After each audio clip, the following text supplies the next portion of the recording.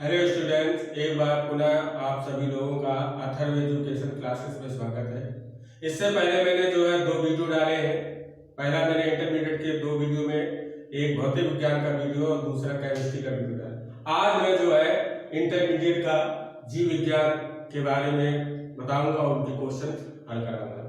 जैसा कि पहला क्वेश्चन है, ये कितने प्रकार का होता है, सविस्तार से वर्णन करना है। तो देखिए, जनन जो है इस प्रकार से परिभाषित कर सकते हैं, प्रत्येक जीव अपने वंश को बनाए रखने के लिए जनन करता है, अपने वंश की वृद्धि के लिए जनन करता है।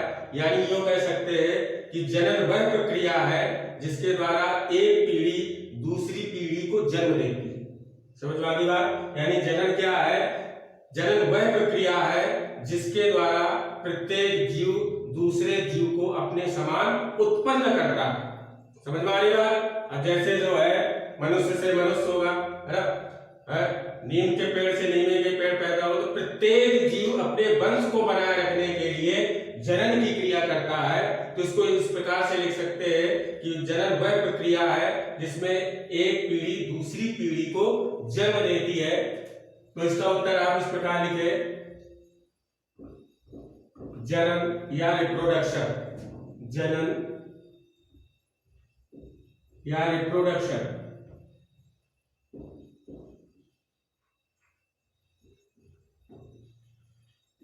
तो जनन वह प्रक्रिया है, जनन वह प्रक्रिया है, जनन वह प्रक्रिया है जिसमें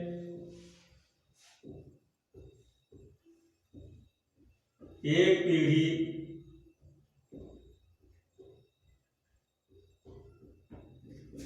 दूसरी पीढ़ी को जन्म देती है।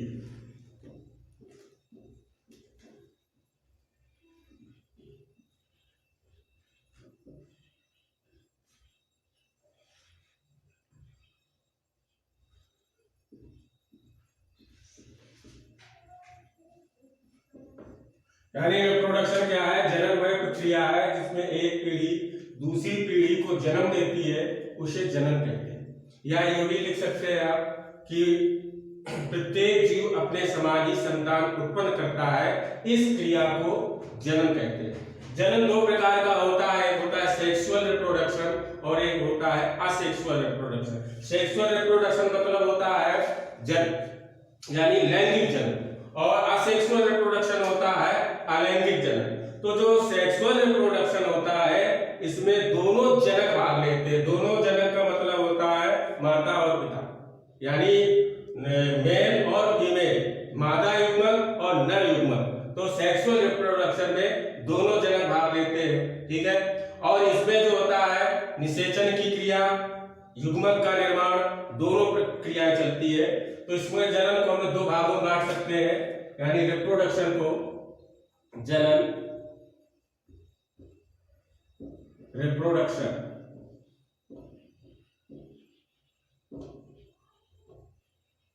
रिप्रोडक्शन को 2 भागों में बांटेंगे।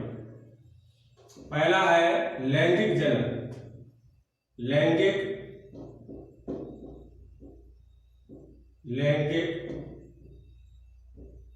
जनन, सेक्सुअल रिप्रोडक्शन,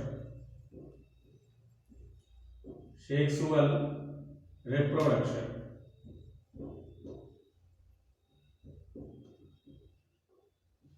और दूसरा है अलैंगिक जनन।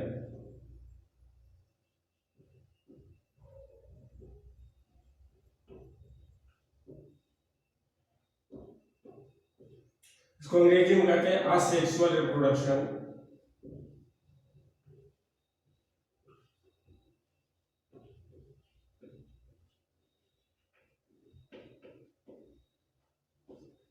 तो जनन को 2 भागों में बांटा गया, एक है लैंगिक जनन सेक्सुअल रिप्रोडक्शन, दूसरा है अलैंगिक जनन असेक्सुअल रिप्रोडक्शन। तो जो लैंगिक जनन होता है, लैंगिक जनन में दोनों जनक भाग लेते हैं, यानी मेल और फीमेल दोनों जनक भाग लेता है।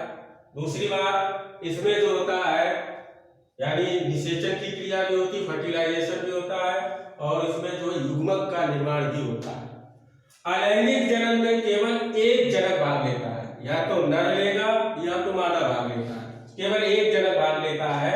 और इसमें जो होता है निषेचन और युग्मक का निर्माण नहीं होता है, जबकि लैंगिक जनन में निषेचन और युग्मक का निर्माण होता है। अलैंगिक जनन में जो होता है निषेचन यानी फर्टिलाइजेशन और युग्मक यानी गैमेट्स का निर्माण नहीं होता है। दूसरी बात, लैंगिक जनन होती है एक धीमी और जटिल प्रक्रिया है, यानी धीमी और जटिल प्रक्रिया होती है, ठीक है। और अलैंगिक जनन क्या है, सरल और तीव्र गति से होने वाली प्रक्रिया है। समझ में आ गई बात। तो ये जो होता है लैंगिक जनन उच्च जंतुओं में पाया जाता है। लैंगिक जनन किसमें पाएगा, उच्च जंतुओं में पाया जाता है। और अलैंगिक जनन जो होता है यानी जो छोटे जीव जंतु होते हैं, पौधे होते हैं, उस प्रकार में अलैंगिक जनन पाया जाता है। समझ में आ गई बात। तो जनन क्या है, ये कितने प्रकार का होता है, सविस्तार से वर्णन करना है। तो जनन वह प्रक्रिया है जिसमें एक पीढ़ी दूसरी पीढ़ी को जन्म देती है, उसे हम जनन कहते हैं। जनन दो प्रकार का होता है, लैंगिक जनन, दूसरा होता है अलैंगिक जनन। तो लैंगिक जनन मैंने फिर एक बार पुनः बता रहा हूं, लैंगिक जनन क्या होता है, इसमें दोनों यानी जो होता है इसमें दोनों जनक भाग लेते हैं, नर और मादा, ठीक है। दूसरा पॉइंट इसमें आप लिखेंगे, इसमें निषेचन और युग्मक का निर्माण होता है। तीसरा पॉइंट ये है कि इसमें जो होता है निषेचन और युग्मक का निर्माण होता है।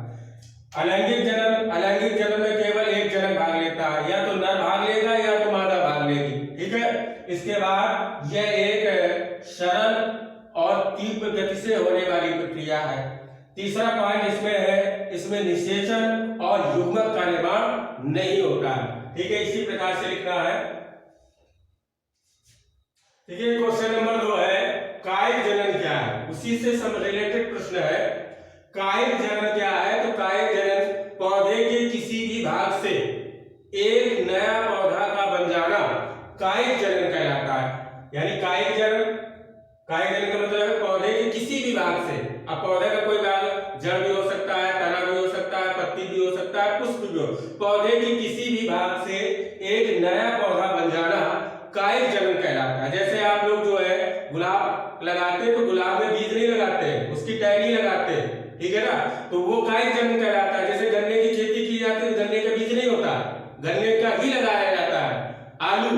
आलू भी जो कायिक जनन के अंतर्गत आती है, आलू की जो फसल होती है, आलू की खेती की जाती है, वो कायिक जनन के अंतर्गत की जाती है। तो यानी कायिक जनन है क्या, पौधे के किसी भी भाग से एक नया पौधा बन जाना ही कायिक जनन कहलाता है। समझ में आ गई बात। पौधा का कोई भी भाग हो, अब पौधे में आप जड़ भी हो सकता है ना, और जो है पत्ती भी हो सकती है, पुष्प भी हो सकता है, तो क्या कहलाता है, कायिक जनन। देखिए आपने देखा होगा कहीं कहीं पर जो है फूल गिर जाते हैं, पुष्प गिर जाते हैं, तो उस जगह जो है कुछ दिनों बाद जो है एक नया पौधा तैयार हो जाता है, तो क्या कायिक जनन है, तो पौधे का कोई भाग, तो पौधे के किसी भी भाग, कोई भी भाग हो सकता है और उससे एक नया पौधा बन जाता है, उसे हम कहते हैं कायिक जनन। लेकिन कायिक देखिए इसमें एक ही युग्मक ने भाग लिया, तो ये भी जो है अलैंगिक जनन के अंतर्गत आता है, लैंगिक जनन के अंतर्गत नहीं आता है, क्योंकि लैंगिक जनन में हमें नर और मादा दोनों चाहिए, ठीक है ना। और इसमें केवल एक पुष्प था,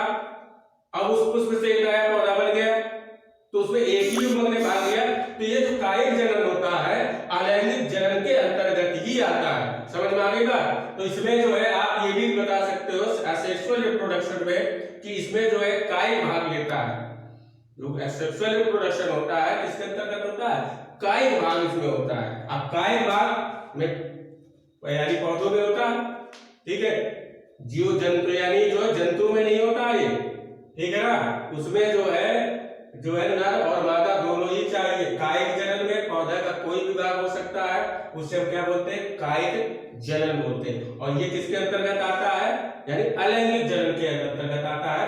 तो इसका उत्तर किस प्रकार लिखेंगे, सॉल्व, पौधे के किसी भी भाग से, पौधे के किसी भी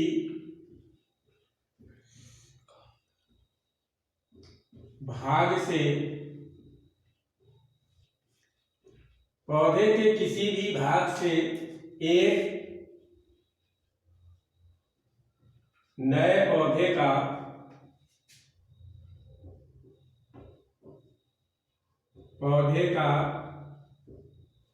बन जाना, पौधे का बन जाना कायिक जनन कहलाता है। कायिक जनन कहलाता है। अब इस कायिक अंग क्या होते हैं? कायिक अंग आपके हो सकते हैं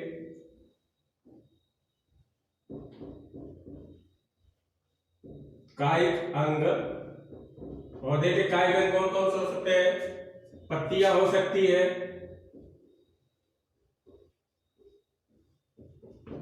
पुष्प हो सकते हैं, पुष्प, जड़ भी हो सकता है और तना भी हो सकता है। ठीक है, यानी इनके उपयोग से हम, एक पत्तियां से भी नया पौधा तैयार हो सकता है, पुष्प से भी नया पौधा तैयार हो सकता है, जड़ से और तना से भी नए पौधे तैयार हो सकते हैं। यानी पौधे का कोई भी भाग ले लिया जाए, उससे एक नया पौधा तैयार हो जाता है। समझ में आ गई बात? तो कायिक जनन क्या है? पौधे के किसी भी भाग से एक नया पौधा का बन जाना ही कायिक जनन कहलाता है। और कायिक अंग कौन कौन से होते हैं? पत्तियां होती है, पुष्प होता है, जड़ और तना होता है। ठीक है, ठीक है। क्वेश्चन नंबर 3 है, निषेचन क्या है? वाय निषेचन की व्याख्या कीजिए। तो देखिए, निषेचन है क्या, यानी फर्टिलाइजेशन क्या है? तो देखिए, मैं पहले बता चुका हूं, नर युग्मक और मादा युग्मक। एक चीज और ध्यान देने वाली बात है, नर युग्मक में क्या आता है? नर युग्मक में आते हैं स्पर्म यानी शुक्राणु, और मादा युग्मक में आता है ओवा यानी अंडाणु। समझ में आ गई बात? नर युग्मक में क्या आता है? शुक्राणु यानी स्पर्म, और मादा युग्मक में आता है अंडाणु यानी ओवा। तो शुक्राणु और अंडाणु, शुक्राणु और अंडाणु के मिलन को ही निषेचन कहते हैं, या यूं कह सकते हैं नर युग्मक और मादा युग्मक के संलयन को निषेचन कहते हैं। समझ में आ गए? यानी स्पर्म और ओवा दोनों जब आपस में मिलेंगे तो क्या बनता है? युग्मक बनता है, जाइगोट बनता है। समझ में आ गई बात? तो निषेचन क्या है? वाय निषेचन की व्याख्या कीजिए। तो निषेचन नर युग्मक और मादा युग्मक के संलयन को निषेचन कहते हैं। वाय निषेचन कुछ जंतु में पाया जाता है, जैसे कुछ शैवाल है, एल्गी है, और मछलियां हैं, और उभयचर प्राणी। उभयचर, इन प्राणियों में वाय निषेचन पाया जाता है। अब वाय निषेचन होता कैसे? शरीर के बाहर जल में होता है ये क्रिया, यानी जो वाय निषेचन होता है जल के, शरीर के बाहर जल में होता है। यानी जो होता है, नर युग्मक अपना स्पर्म छोड़ देता है, मादा युग्मक अपना अंडाणु छोड़ देता है, और दोनों का संलयन हो जाता है, जिसे हम बोलते हैं वाय निषेचन। वाय माने बाहर, शरीर के बाहर हो, वो क्रिया क्या कहलाती है? वाय निषेचन कहलाती है। जैसे वाय निषेचन आपकी मछलियों में भी होता है, और उभयचर प्राणियों में क्या होता है? मेढक। तो मेढक है जो इस पर, यानी अंडाणु, जो मादा मेढक होती है वो अपने अंडाणु बाहर छोड़ देती है, और एक जेली टाइप में इकट्ठे होते हैं। ये जेली क्यों होती है? ये जेली जो होती है स्वाद में अरुचिकर होती है। जो जेली का स्वाद होता है अरुचिकर होता है, जिसके कारण इसे अन्य जंतु जो है खाते हैं, क्योंकि स्वादहीन होता है ना। इसलिए जो है प्रकृति ने ऐसा सिस्टम बनाया है बचाव के लिए। तो निषेचन क्या है? नर युग्मक और मादा युग्मक के संलयन को निषेचन कहते हैं, यानी फर्टिलाइजेशन कहते हैं। और जो निषेचन शरीर के बाहर जल में होती है उसे हम वाय निषेचन कहते हैं। तो देखिए, इसका आंसर किस प्रकार लिखेंगे? आप आंसर भी लिख सकते हैं, सॉल्व की जगह आंसर भी लिख सकते हैं। नर युग्मक तथा मादा युग्मक, नर युग्मक तथा मादा युग्मक के संलयन को, के संलयन मिलना, के संलयन को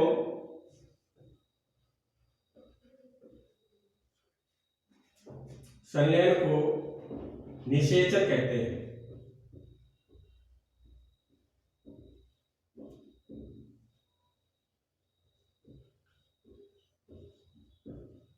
निषेचन कहते हैं। फिर कह रहा है वायु निषेचन की व्याख्या कीजिए। तो शरीर के बाहर जल में होने वाली क्रिया, यानी शरीर के बाहर वायु निषेचन,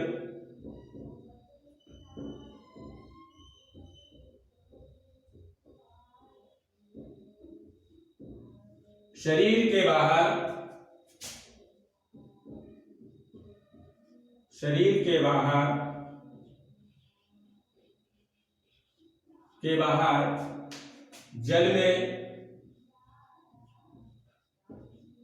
जल में होने वाली निषेचन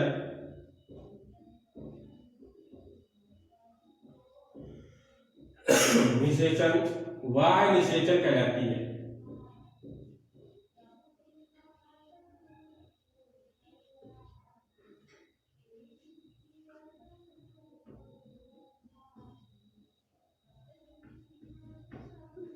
शरीर के बाहर जल में होने वाली निषेचन वायु निषेचन कहलाती है। और ये किसमें होता है? ये कुछ शैवालों में, इसके उदाहरण में आप लिखेंगे, उदाहरण कुछ शैवालों में,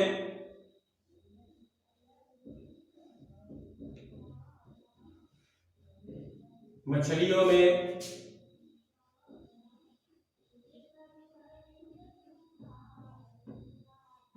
और उभयचर प्राणियों में, उभयचर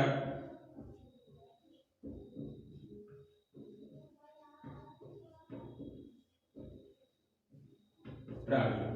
ठीक है। देखिए क्वेश्चन नंबर 4 है, फर्टिलाइजिंग तथा एंटी फर्टिलाइजिंग प्रक्रिया पर संक्षिप्त टिप्पणी लिखिए। तो देखिए फर्टिलाइजिंग, फर्टिलाइजेशन से बना है, फर्टिलाइजिंग तथा एंटी फर्टिलाइजिंग प्रक्रिया पर संक्षिप्त टिप्पणी लिखिए। तो फर्टिलाइजिंग जो हार्मोन्स होता है ये अंडाणु से स्रावित होता है। फर्टिलाइजिंग जो हार्मोन्स है ये अंडाणु से स्रावित होता है और एंटी फर्टिलाइजिंग शुक्राणु से स्रावित होता है। ठीक है। तो ये हार्मोन्स करते क्या है? इनके स्रावण से अंडाणु शुक्राणु की ओर आकर्षित होता है, या जो कहते हैं शुक्राणु अंडाणु की ओर आकर्षित होता है। जब ये हार्मोन स्रावित होते हैं, यानी फर्टिलाइजन अंडाणु से स्रावित होता है और एंटी फर्टिलाइजन शुक्राणु से स्रावित होता है, जिसके कारण अंडाणु शुक्राणु की ओर आकर्षित होती है और फिर जो होता है फर्टिलाइजेशन की क्रिया होती है। ये भाई दूर दूर होंगे, जैसे आगे मैं बताऊंगा रिप्रोडक्शन किस प्रकार से स्पर्म जो है, यानी जो फर्टिलाइजेशन की क्रिया होती है वो फैलोपियन नलिका में होती है, मादा के फैलोपियन नलिका में होती है। ठीक है। और स्पर्म की जो मात्रा होती है 7 ml होती है। ठीक है। ये जिससे कम होता है तो फर्टिलाइजेशन की क्रिया नहीं हो, वो आगे वाले में चैप्टर में बताऊंगा। लेकिन इसमें केवल इतने बता रहा है, फर्टिलाइजिंग तथा एंटी फर्टिलाइजिंग प्रक्रिया पर संक्षिप्त टिप्पणी लिखिए। फर्टिलाइजिंग हार्मोन अंडाणु से स्रावित होता है और एंटी फर्टिलाइजिंग हार्मोन शुक्राणु से स्रावित होता है, जिसके कारण एक दूसरे की ओर आकर्षित होते हैं। ठीक है। तो इसका आंसर इस प्रकार लिखेंगे, फर्टिलाइजिंग अंडाणु से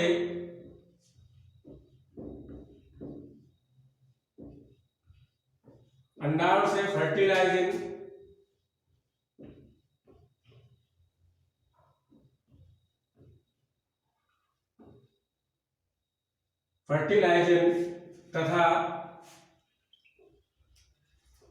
तथा शुक्राणु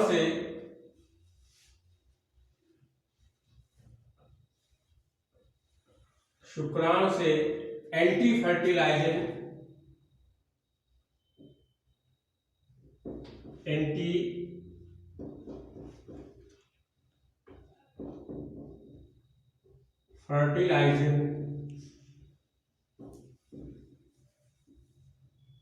श्रावित होता है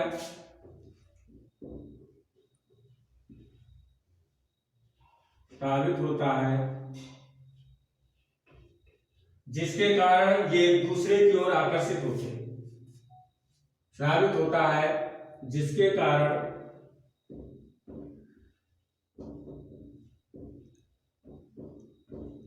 ये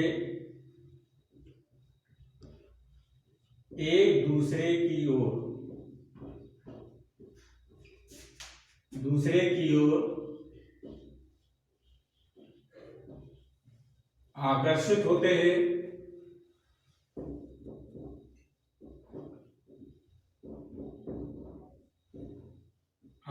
होते हैं, और निषेचन की क्रिया प्रारंभ होती है।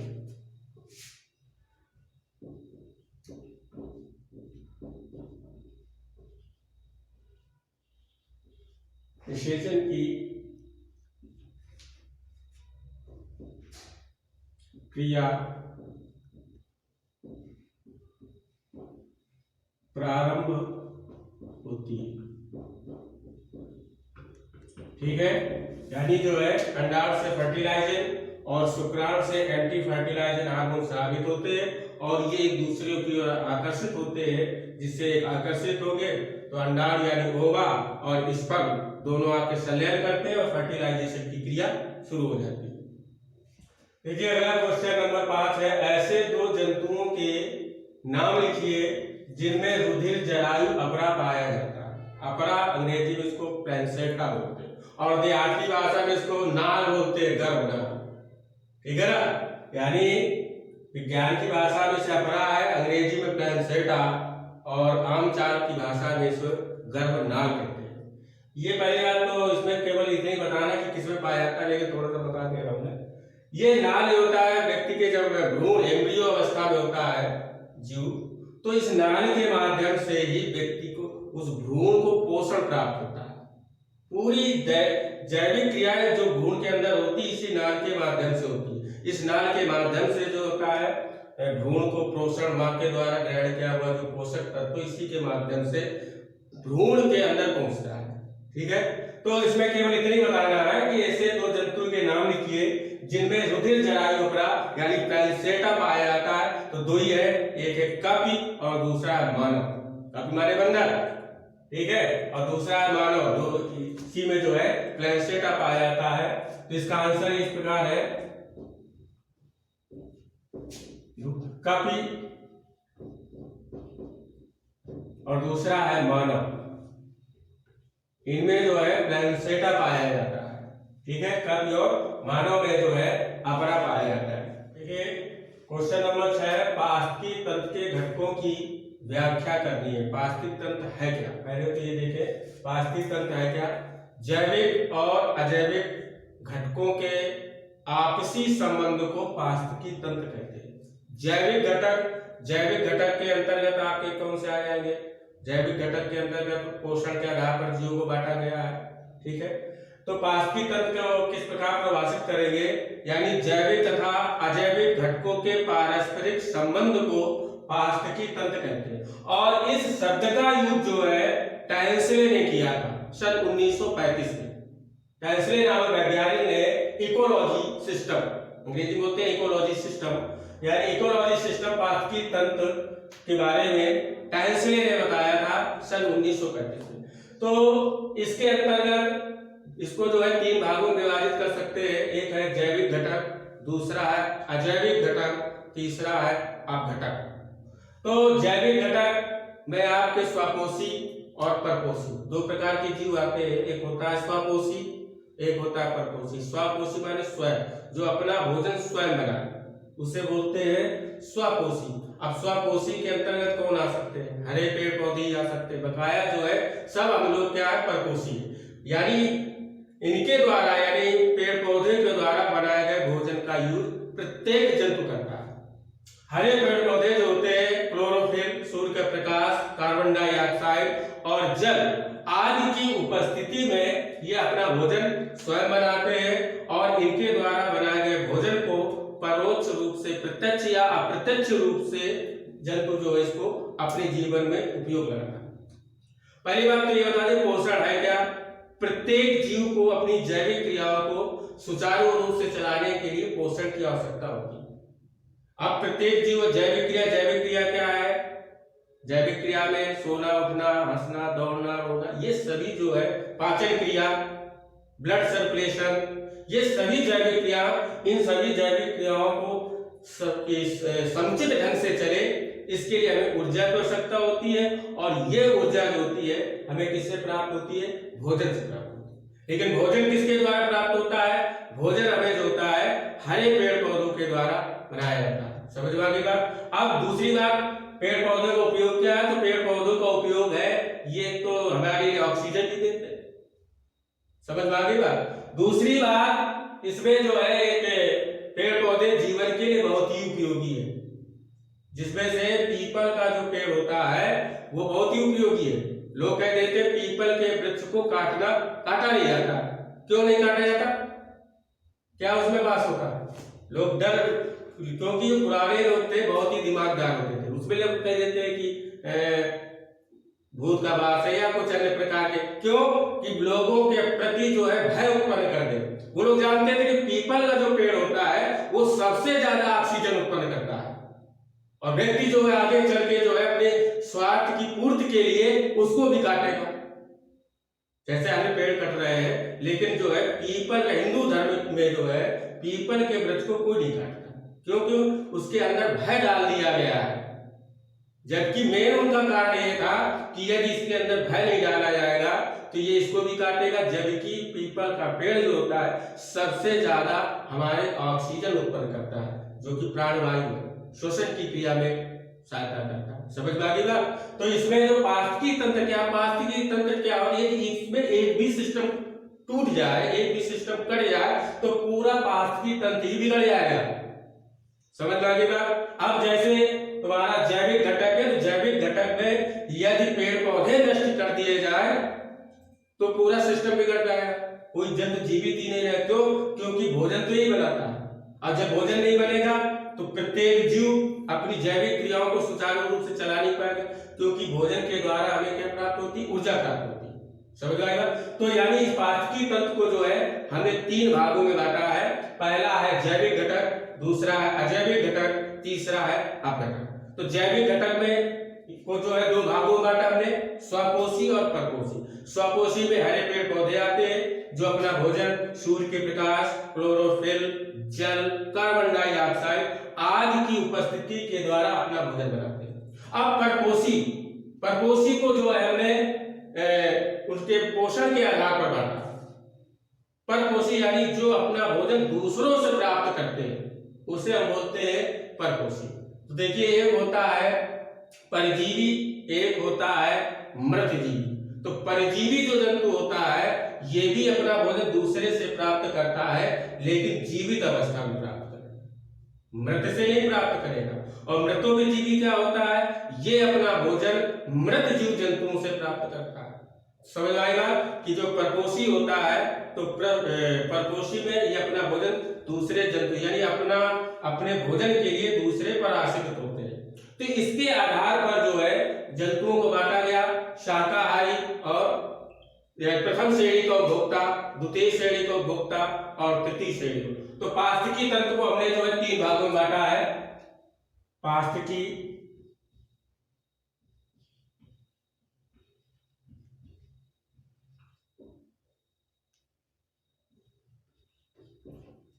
तंत्र की खोज किसने की थी? टैंसले ने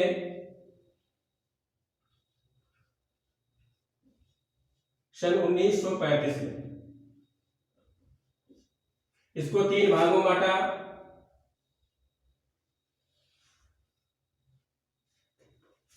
जैविक घटक,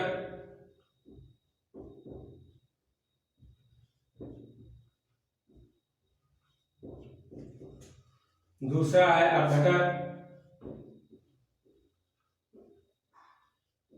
तीसरा है अजैविक घटक।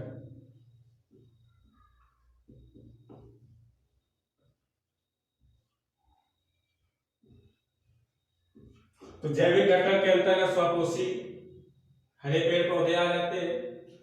अजैविक घटक में आपका आता है जैसे सूर्य का प्रकाश है, जल है, वायु है, ये अजैविक घटक के अंतर्गत आते हैं। और अपघटक क्या है? अपघटक में सूक्ष्म जीव आते हैं जो अनेक कार्बनिक पदार्थों को छोटे छोटे छोटे भागों में तोड़ देते हैं। जैसे कोई जीव जंतु या पेड़ पौधा मर जाता है तो ये जो है उस पर क्रिया करते हैं और उनसे निकले हुए तत्वों को पुनः वायुमंडल में वापस कर देते हैं। समझ में आ गया? तो जैविक घटक, पारस्परिक तंत्र क्या है? जैविक और अजैविक घटकों के पारस्परिक संबंध को पारस्परिक तंत्र कहते हैं। तो इस परिभाषा लिख देते हैं, जैविक तथा अजैविक घटक को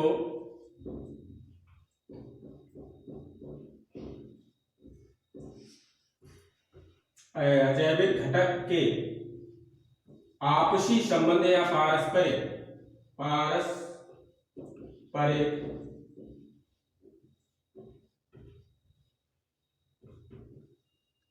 संबंध को पारस्परिक तंत्र कहते हैं।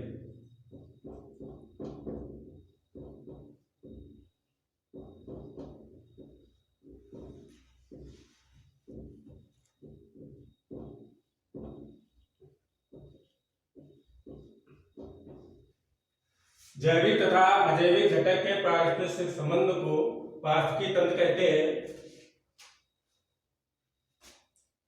अब देखिए इसी के आगे उपभोक्ता, कंज्यूमर। उपभोक्ता भी तीन प्रकार का होता है, प्रथम श्रेणी का उपभोक्ता, द्वितीय श्रेणी का उपभोक्ता और तृतीय श्रेणी का। प्रथम श्रेणी का उपभोक्ता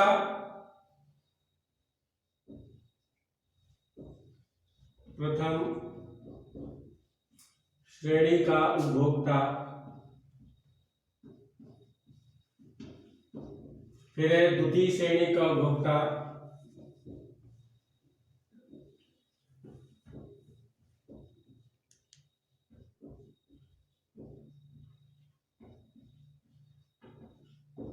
और तीसरा है तृतीय श्रेणी का उपभोक्ता।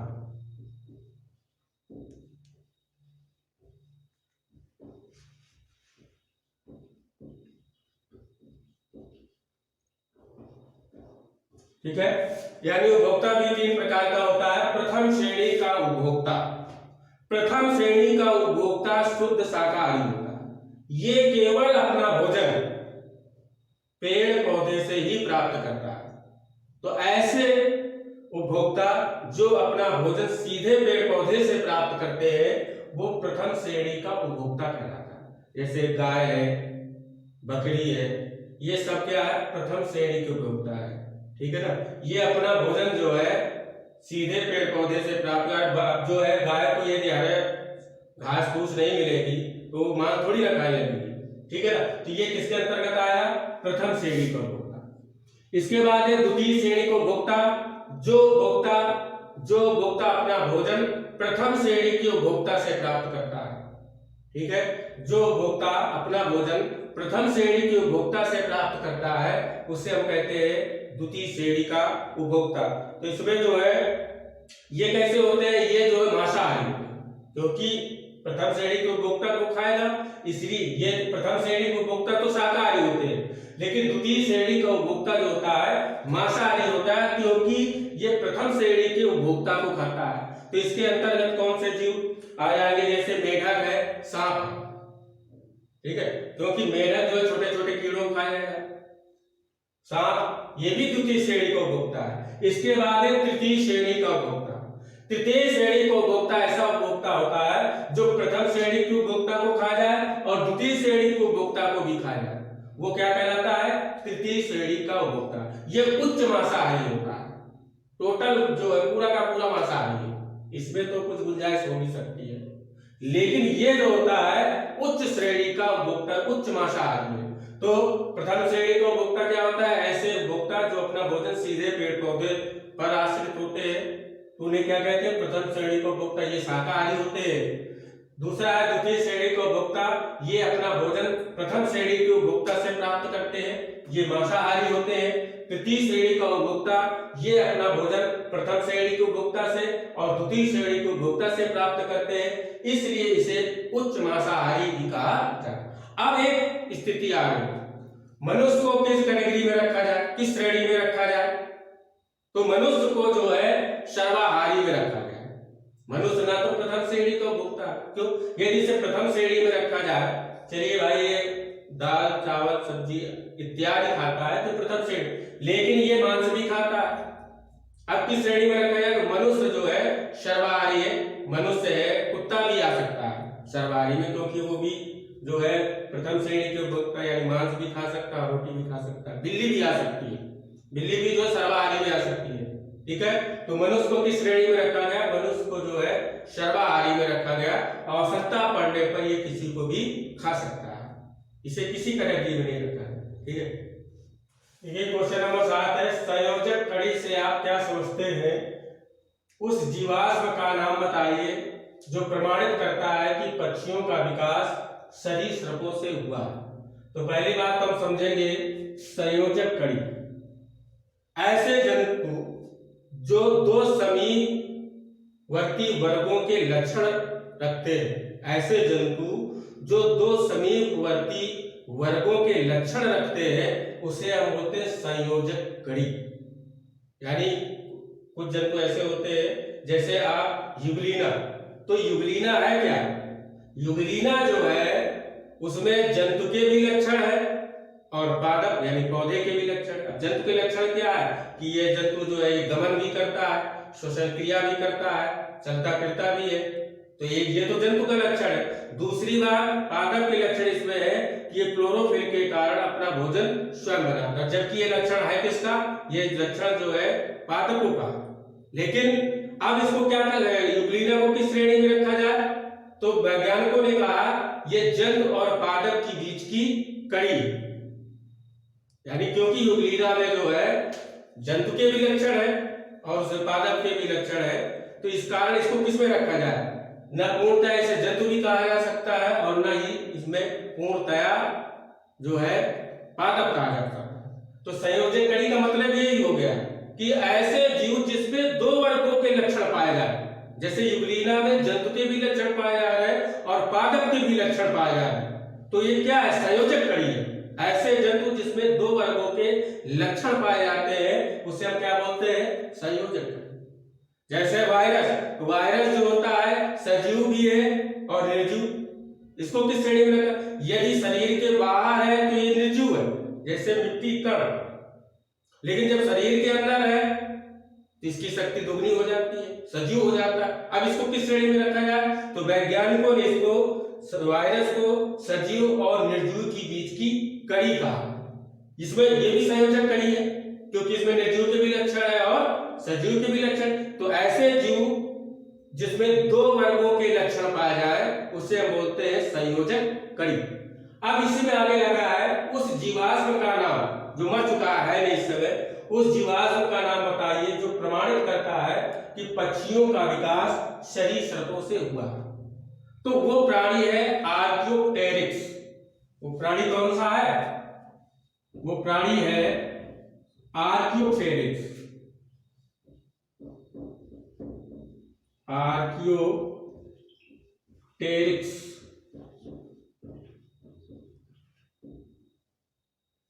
आर्कियोप्टेरिक्स जो है पक्षी वर्ग और सरीसृप की बीच की कड़ी है, क्योंकि इसमें पक्षी वर्ग के भी लक्षण है और सरीसृप के भी लक्षण। क्यों?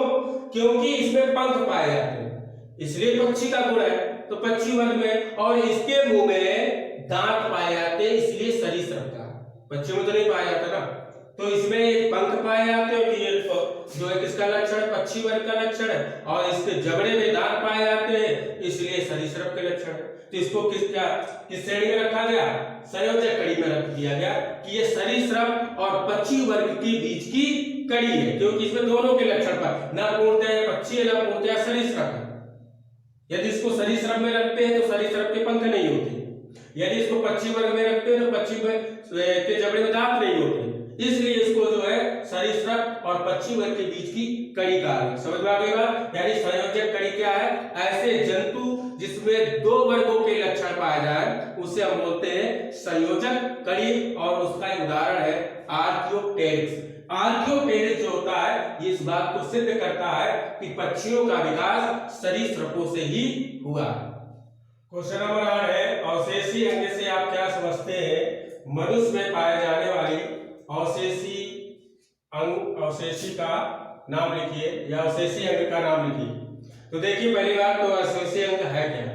वे अंग जो हमारे पूर्वजों में पहले क्रियाशील थे लेकिन अब उनका उपयोग न होने के कारण धीरे धीरे वो ह्रास होते चले गए और नष्ट हो गए। ऐसे अंगों को हम अवशेषी अंग कहते हैं। समझ में आई बात? यानी अवशेषी अंग क्या है? ऐसे अंग जो हमारे पूर्वजों में पहले क्रियाशील थे लेकिन उनका अब उपयोग न होने के कारण धीरे धीरे वो जो है नष्ट होते चले गए। ठीक है, तो उन्हें बोलते हैं अवशेषी अंग। अब अवशेषी अंग क्या है? जैसे आपके पुच्छ कशेरुक, व्यक्ति के पुच्छ कशेरुक पाई जाती है, क्रम रूप परिशेषिका और कड़पल्लव की पेशियां। समझ गए क्यों? अब जो है पुच्छ कशेरुक, देखिए बंदरों में पूंछ, जो जानवरों में पूंछ ज्यादा विकसित होती है क्योंकि पूंछ के द्वारा जो है वो अपना मच्छर मक्खी इत्यादि को डुलाते हैं। लेकिन अब ये काम जो है मनुष्य में किसने काम ले लिया? हाथ ने काम ले लिया। तो ये जो है अब जो है लैमार्कवाद का सिद्धांत है, अंगों का उपयोग और अनुपयोग। लैमार्कवाद ने बताया था कि जिस अंग का उपयोग नहीं किया जाता है वो अंग जो होता है धीरे धीरे क्या हो जाता है? नष्ट हो जाता है, क्रिया यानी क्रियाशील नहीं रहता। और जिस अंग का अधिक उपयोग किया जाता है वो अंग जो है धीरे धीरे क्या हो जाता है? ताकतवर हो जाता है, क्रियाशील हो जाता है। तो इसमें जो है कुछ हद तक जो है लैमार्क की बातें सिद्ध हुई, लेकिन आगे चलकर जो है लैमार्क के अंगों का उपयोग और अनुपयोग के नियम को डार्विनवाद ने खारिज कर दिया था। वो आगे बताइए, केवल इतना ही पढ़ना है कि अवशेषी अंग से आप क्या समझते हैं? मनुष्य में पाए जाने वाले अवशेषी अंग का नाम लिखिए।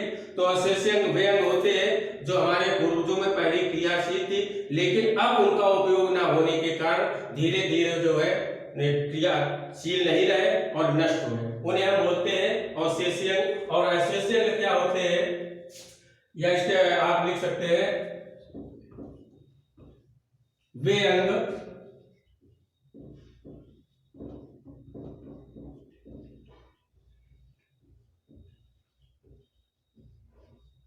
जो हमारे पूर्वज में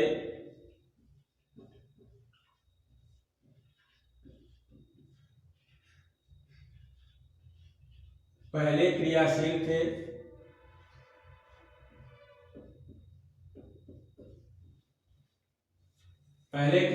थे परंतु अब उनका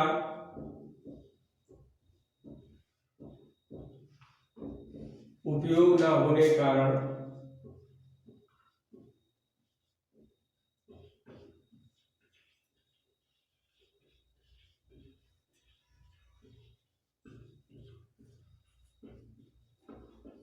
होने के कारण धीरे धीरे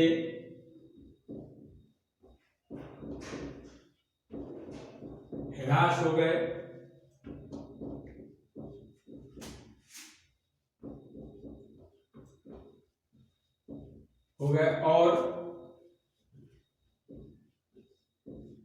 और अब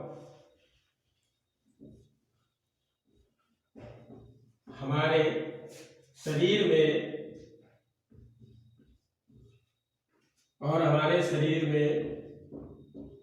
अवशेषी अंगों के रूप में रह गए। अवशेषी अंगों के रूप में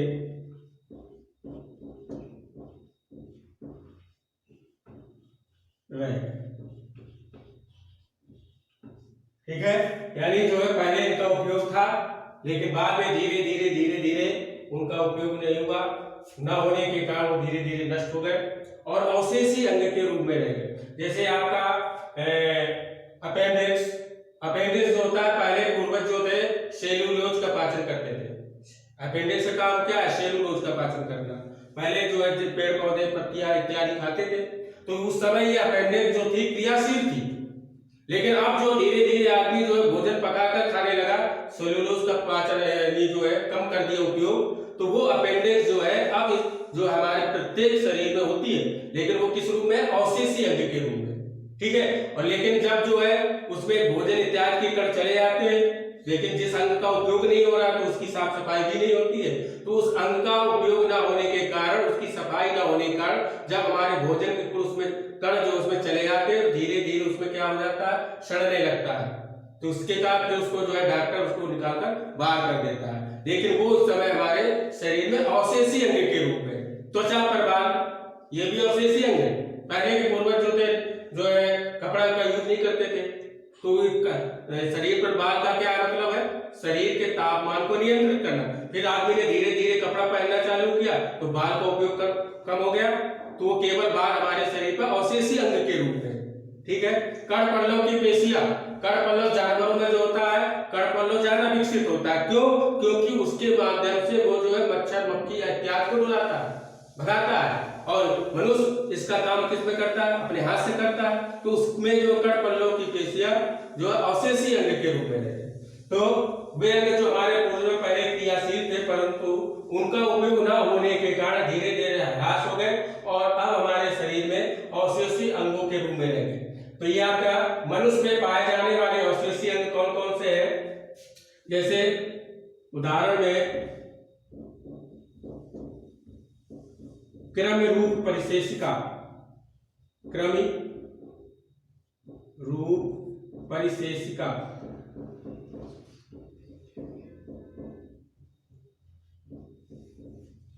कर्णपल्लव की पेशियां,